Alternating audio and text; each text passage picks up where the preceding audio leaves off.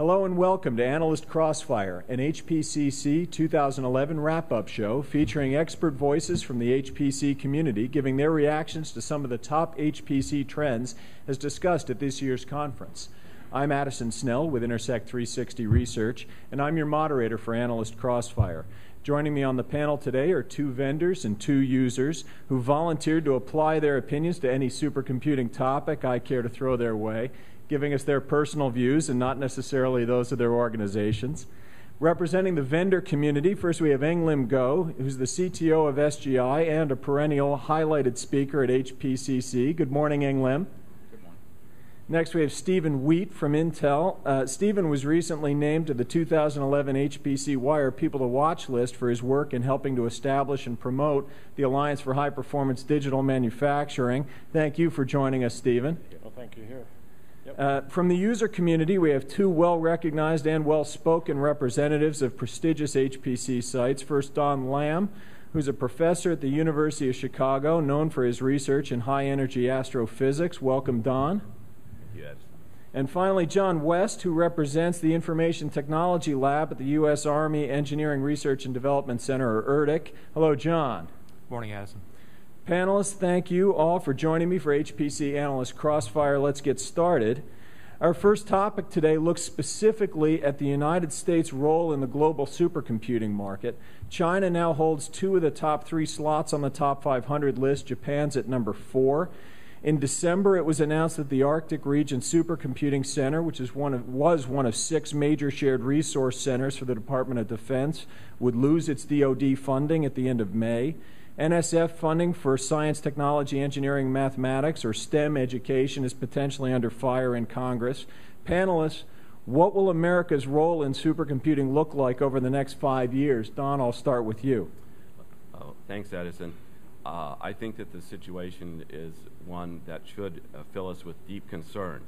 I look at the situation with China as very different than that with the Japanese Earth simulator, which is in some sense a one-off case, and in a case where the architecture and the support put behind it did not make it able to be exploited for general purpose multi-physics computing. I see the situation in China as completely different. They are totally committed to not only having machines in the top 10 or top 5, but continue to build up their infrastructure. They are training cadres of scientists and computer scientists to use these. They see it as a matter of economic competitiveness. So both in terms of the hardware, of the software, and of the workforce, they are totally committed to this. And I think the U.S. is asleep, and if we don't wake up, we are going to be in deep trouble. You say if the U.S. is asleep, what do you mean? What do we need to do to wake up?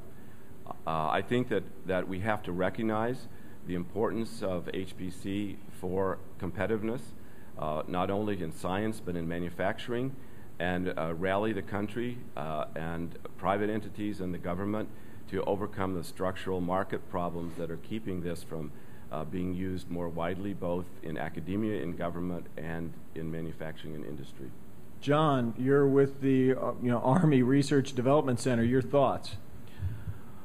Well, thinking pragmatically, I think there's no question that we're in an era of declining budgets. I also think that there's no question that computing is fundamentally important to our competitiveness, fundamentally important strategically and geopolitically, and we can't be afraid to get in there, strip down to the waist, and wrestle for the money that we need to keep the nation moving in the right direction. Okay, but being pragmatic about it, we're not going to win all of those battles.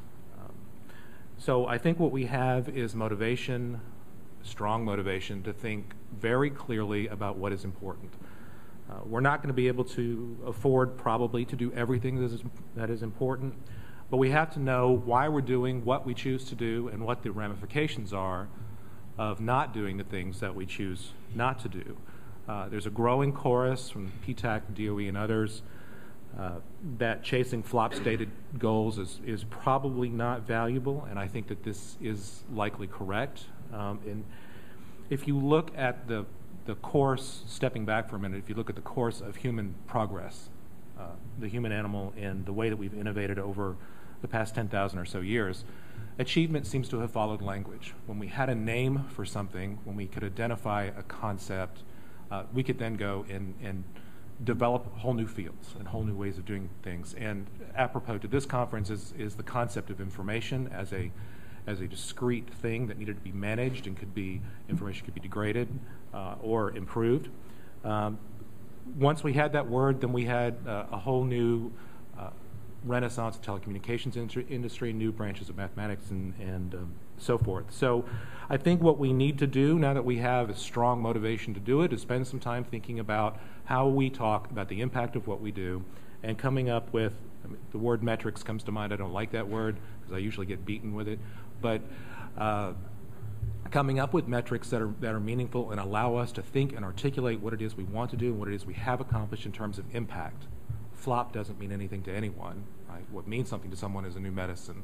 Well, so John and Don are both talking about with hope of what you hope we're going to do. Over on the vendor side, Eng Lim, what's your outlook? What do you think the U.S. role is going to be here? I'd like to talk about the solution. Right? We can look at it in one of three ways. Well, this is a national concern, so you can't run away from using the metric GDP. Well, let's plot a trend, right? Get data. Plot a trend of the top systems as a percentage of the GDP, country's GDP.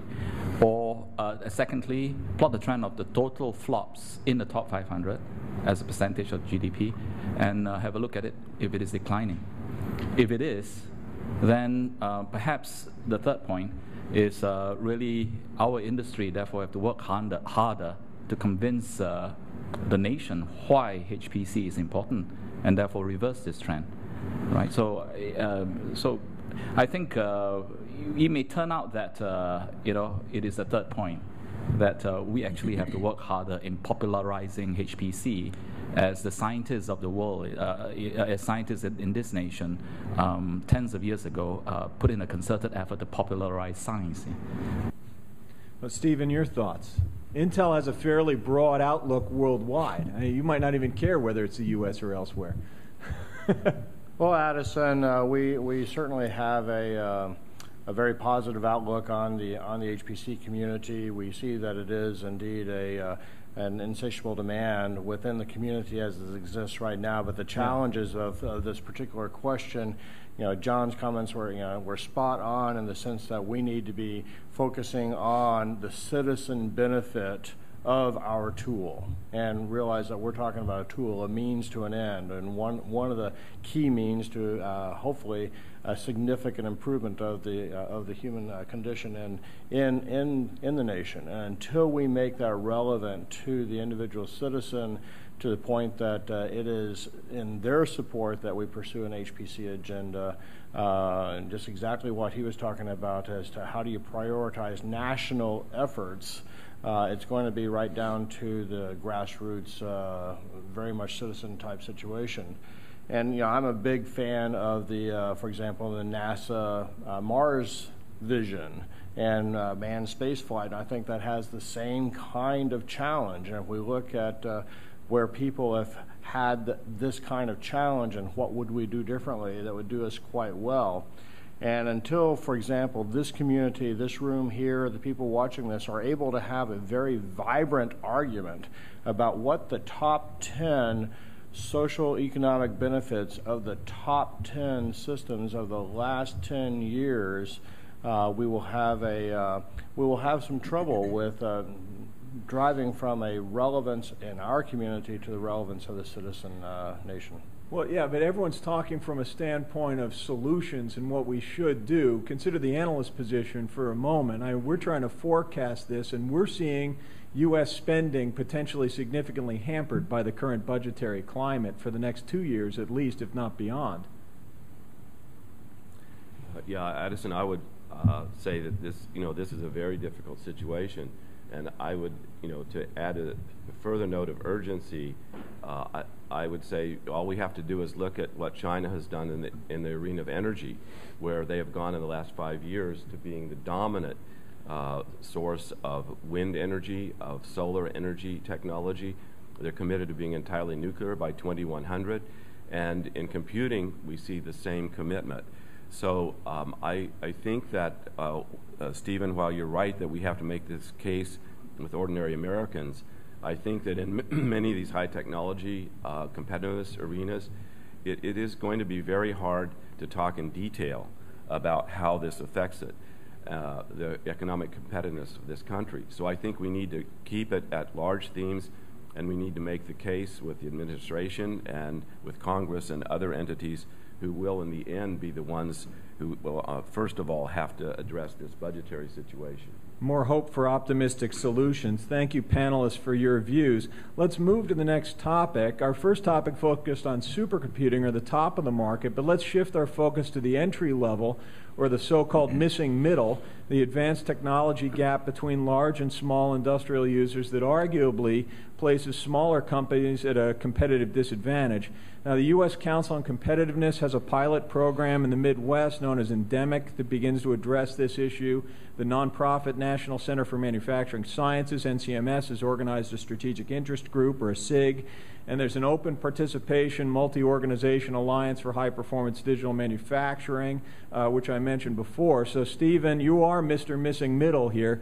What do you make of all these different initiatives, and more specifically, what should the role of academia and government be versus private enterprise in addressing the missing middle versus industry alone? So I'd like to give credit to Stan Ahalt of previously of Ohio Supercomputing Center as being the one who actually facilitated the coining of the term missing middle in the pursuit of what is the blue-collar computing initiative. And what is broadened beyond that is a significant groundswell of an understanding of the problem that he had the pioneering foresight to see and pursue. So certainly give credit to where credit's due on that. And the ability to see, our seeing of all these different efforts moving forward to address this is certainly an encouraging situation there. Now the question is, what happens beyond that? How do we make forward progress? And you're focusing in on university and government. At the university level, we believe that in our digital supply chain model within the Alliance, that the universities, the community colleges all have a major role to play, and part of that is actually facilitating and them becoming relevant to the economic development agencies of each of the states and working at the grassroots level of a cycle, if you will, a virtuous cycle right there in the community. And second, on the government side, it's more of becoming an ecosystem supporter or facilitating the environment to be friendly to businesses and universities working together, something that has not necessarily been easy to do. And to some extent, it's back to the lead, follow, or get out of the way type situation. So, Eng Lim, is this something where you want to see government and academia helping out to establish this, or is this get out of the way? If there's an opportunity, we'll sell to them? Yeah, in the 2 decades I've been with SGI, in my early days, I had to spend time, which I liked, with the small and medium-sized company, the smaller ones, and try to understand why they didn't go into CAD/CAM. To increase their productivity. One of the strongest feedback was that smaller companies tend to be very capital investment sensitive. So because of that, it sort of dawned on me more recently as this question got raised about the middle. Is perhaps with cloud computing growing in the industry, perhaps HPC cloud could be something that these smaller companies can then, without investing in capital, have access to supercomputing. Does the industry provide that, or does someone else provide that? The issue with that is a cross-disciplinary, multi-department, multi-industry cooperation. Number one, industry needs to put in the cloud hardware. I think we have that. Then the ISVs need to cooperate, and which some of them have, with the hardware platform to do ISV application as a service rather than charged by the core, right? Yeah. And then government can come in via the supercomputing centers and commerce to first stand up these cloud systems so that not any one entity in industry has to fork out that dollars. I think a lot of people are stepping up to tell the ISVs what they need to do these days. I think someone's got to help make the business case for the ISV as well. John and Don, you're both, I mean, you guys are in the academic and government side. What do you think your role is in solving this problem? Thanks, Edison. Well, I think that we're learning more about the nature of this problem, and we're learning more about the possible ways to go about solving it, but I don't think we yet know exactly how to do that. I think in terms of what we're learning about the problem is, Addison, some of the recent data that you've been able to put forward and collect tells us that it isn't really a pyramid that we're dealing with and a missing middle, that even the HPCUs is more like, we were talking about at this conference, more like a jewel, but or a tree with a narrow trunk. And at the same time, we know that in manufacturing, it's a very, very flat pyramid, with the vast majority of the companies having only 5, at most 10 employees. So that's a complete mismatch in shape. So my best thinking is that, as Stephen kind of alluded to, this should be a grassroots bottom-up kind of approach, where we think about what it would take to actually penetrate this kind of manufacturing space from below, rather than just or only from the top. John, does the government play a role in this?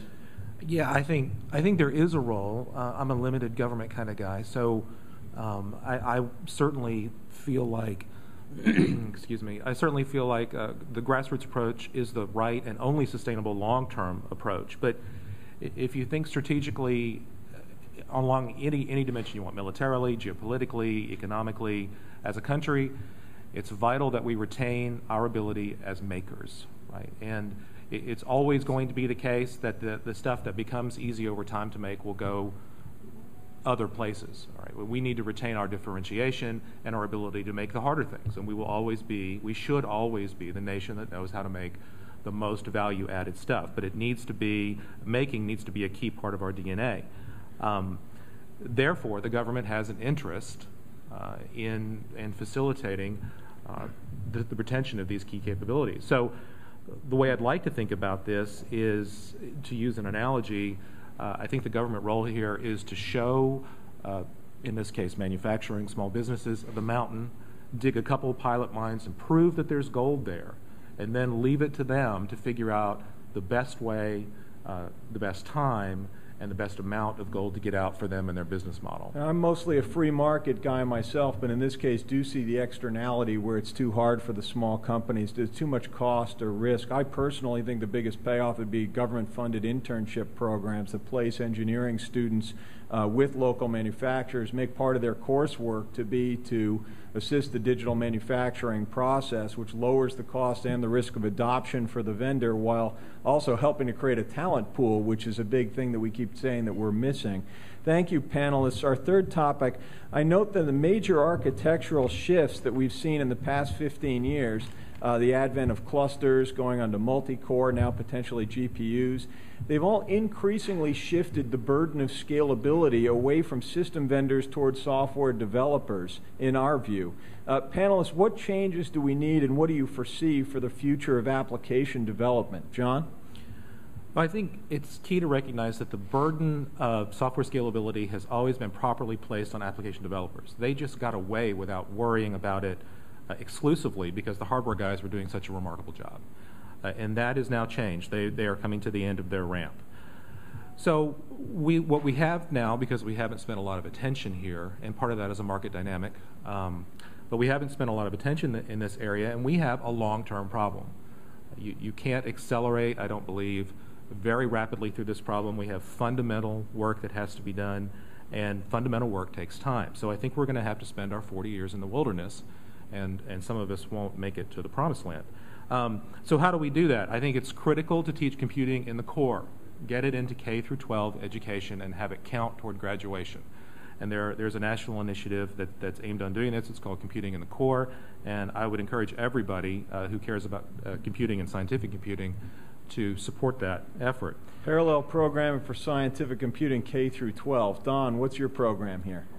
Well, I think that speaking as a user and an applications person, I think that we do recognize that we will have to adapt and change dramatically to take into account the latest revolution in architectures, but I really have a different point of view than John does. I think that if we, that it wasn't easy before. The transition from vector to massively parallel was extremely difficult. If we look, for example, at the DOE, they spent many, many billions of dollars helping to assist that transition.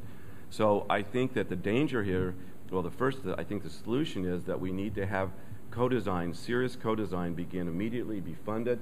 I think there has been co-design that's been effective at a certain level in the past. I think it can be more effective. The danger here is if we don't do this, and if we don't do it as a team, as a co-design team, all the way from the applications down the software stack to the vendors, that the fragility of HPC will only be exacerbated, and the range of applications for which the largest computers can be used will become even smaller. And I think this is the opposite direction than what we all want to have happen in this space. Stephen, Intel's behind a lot of this parallelism and also allegedly has software tools to help deal with it. What do you foresee for application development here? Well, we certainly do invest quite a bit into the software development, and a very large investment in bringing the tools to bear to make use of our technology. And it's a strategic investment not only for us to be able to have our product to be immediately usable, but also for the benefit of the end user. But I agree with both what Don and John said, as opposed to disagreeing with. There was a little bit of a disagreement there, but I kind of see it on both sides. Agree with both. Yeah, agreement with very both. Very political of you. Yeah, so thank you. I try. So, but one of the things is that while we look at this change as to what it might mean for the high end of HPC and what happens in that particular space, I find that if we focus too much on that as an industry, we'll find ourselves challenged and perhaps distracted to beyond a point of being able to facilitate the permeation of HPC throughout the economy, the democratization of HPC.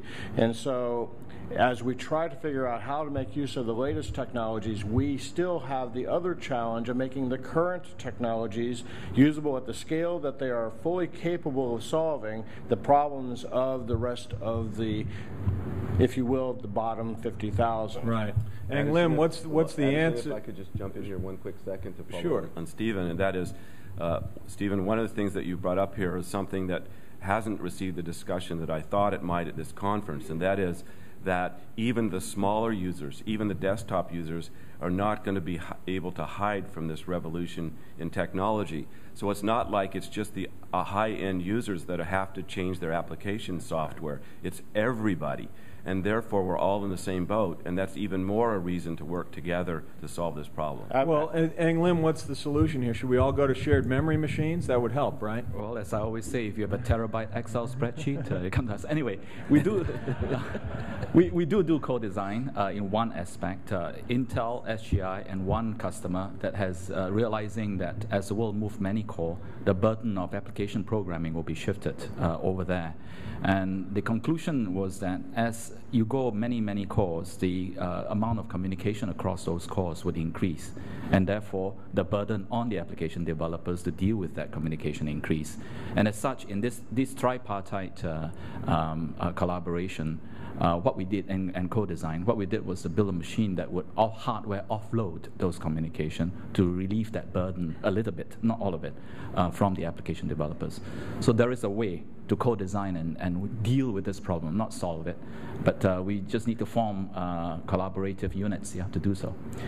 With so many... Wait, Addison, so I appreciate that, Eng Lim. Very quickly, I'm going back Steve. after Don. So one of the things about it is that the software tools environment that we have, the relatively vibrant ISV community we have today, if we don't take this wrong, if we didn't make an advance in technology for a couple of years, we have the tools by which to be significantly economically viable to the nation's economic security by permeating, democratizing HPC as we know it right now. The risk is that if we keep the target moving so much that we never really move forward to making this applicable, then we find ourselves challenged at actually accomplishing that. Yes, we're not going to stop technology. Yes, we see the need to keep moving forward, but yes, we also need to do it in a phased way that allows us to take what we already have and make it very useful to a larger community.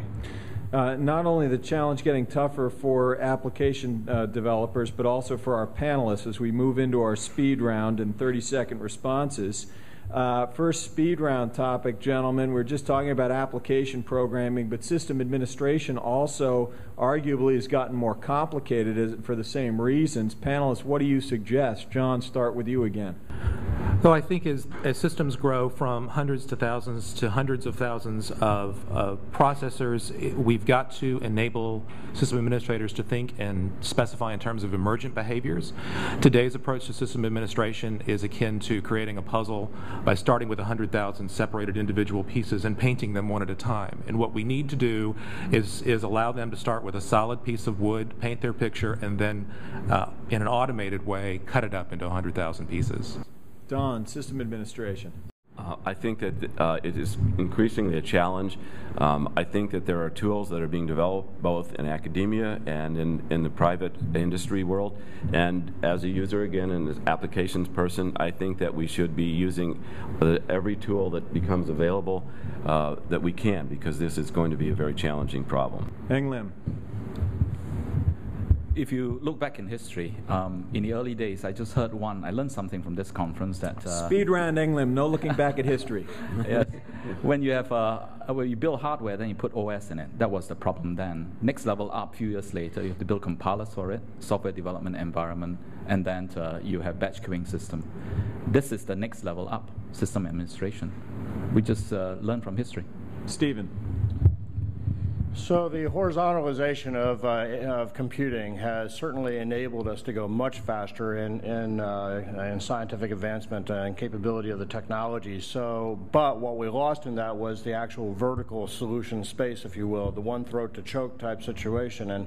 And several of the players, OEMs as well as Intel, have been developing means by which to facilitate at least a virtual perspective of that type of an environment. And the tool that Intel had developed for this was Intel Cluster Ready, to give you that kind of ability to know that the solution would be able to do what you expected of it, back to the old days of you bought a solution rather than a bunch of different parts that come together. We as an industry have come through a long way of going through that, and coming back to a platform perspective is a major enabler to do just all that.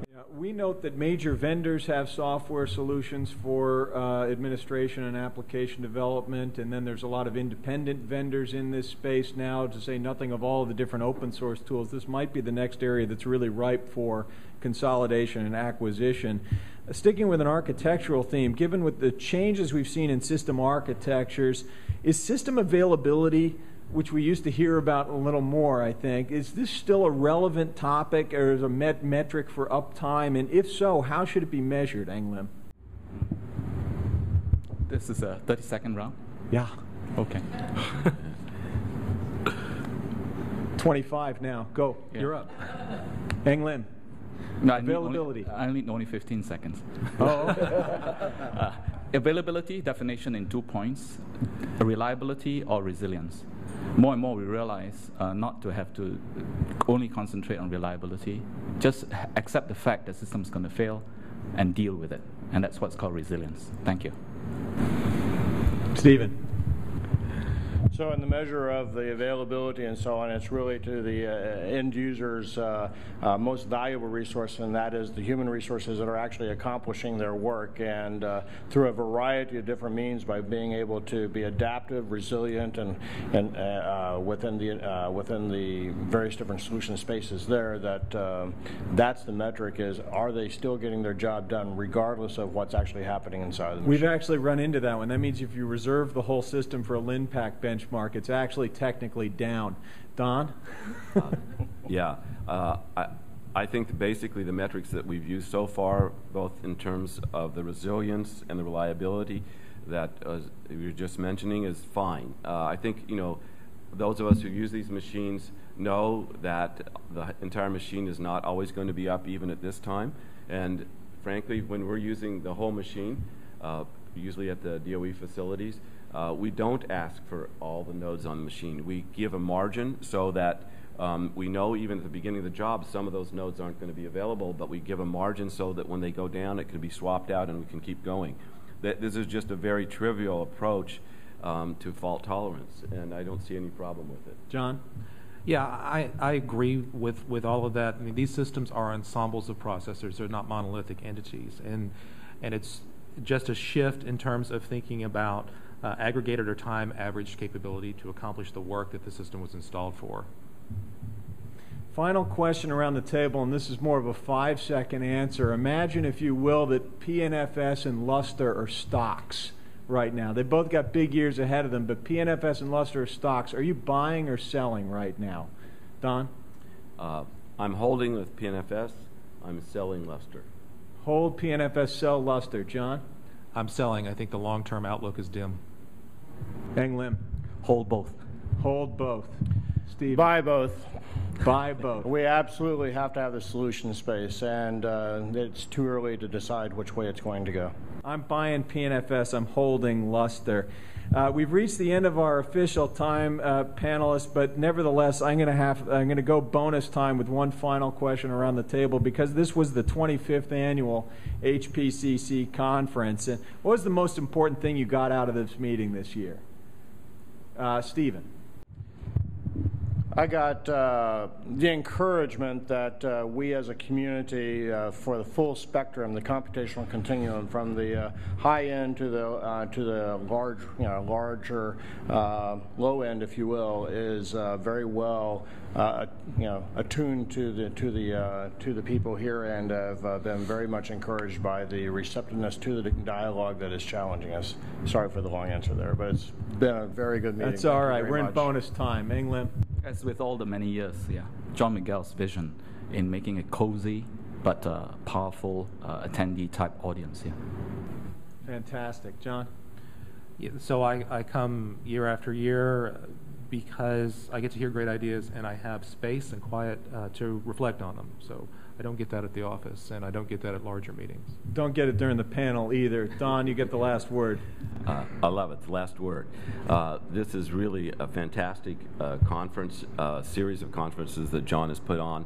I like not only the cozy atmosphere, but the fact that everyone here stays together during the meetings, and so there's so much time to talk and interact as well as to listen to the speakers. I think I was most encouraged by the continuing efforts to try to solve the HPC and manufacturing problem, and I think we're making progress. Thank you, panelists. HPCC, one of my favorite shows of the year. That wraps up our session, and with it, the 25th annual HPCC conference. I'd like to invite our audience to look for Analyst Crossfire again at the conclusion of the ISC conference from Hamburg this June, where I'll be joined by an esteemed international panel of HPC experts on a new set of topics. I'd like to again thank my panelists, Eng Lim Goh, Stephen Wheat, Don Lamb, and John West for joining me and sharing their insights, as well as John Miguel and the organizers for another successful National HPCC conference. For Analyst Crossfire, I'm Addison Snell, Intersect360 Research. Thank you. Good job, John.